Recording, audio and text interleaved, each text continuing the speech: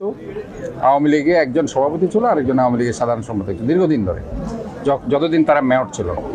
But আমি একমাত্র mayor, সম্ভবত আমার কোনো দলীয় পদ নেই।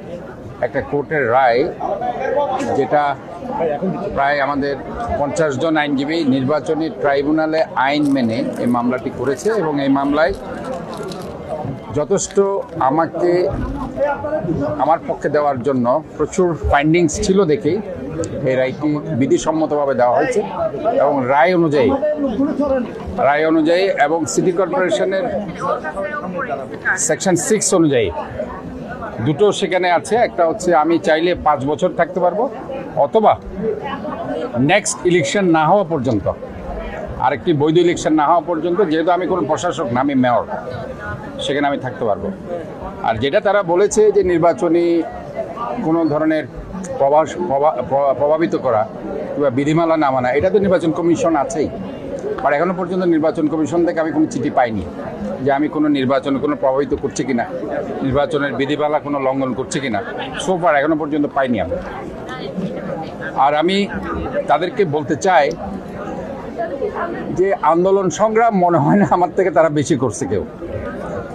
16 বছর ধরে আন্দোলন সংগ্রাম, এবং যেদিন শেখ হাসিনা পালিয়ে যায় তার আগের দিনও কারোবার সাথে এইভাবে এতগুলি গাড়ি ভাঙচুর হয়নি, আগুন দেয়নি।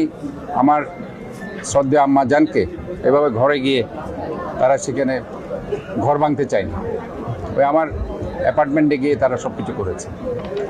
এবং আলটিমেটলি এখনও 110টি মামলা ঝুলছে।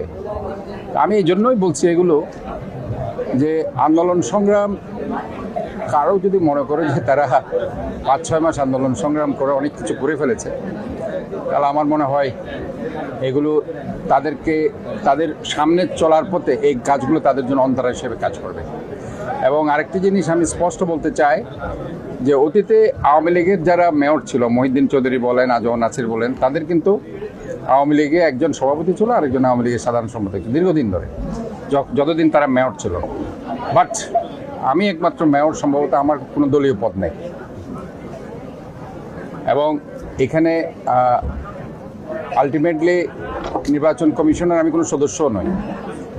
যদি সদস্য হতাম হয়তো বা নির্বাচন আমি কোনো প্রভাব ফেলতে পারতাম। বাট নির্বাচন কমিশনের আমি কোনো সদস্য নই, এবং নির্বাচন কমিশন আমাকে কোনো ধরনের এখনও চিঠি দেয়নি যে নির্বাচন আমি কোনো প্রভাব ফেলছি অথবা নেগেটিভ কিছু করছি। কাজে আমি মনে করি তারা এই ধরনের যেগুলি করছে অত্যন্ত রাজনৈতিক উদ্দেশ্য প্রণোদিতভাবে তারা এই কাজগুলো করছে, যেটা চট্টগ্রাম সিটির জন্য কোনো শুভকর হতে পারে।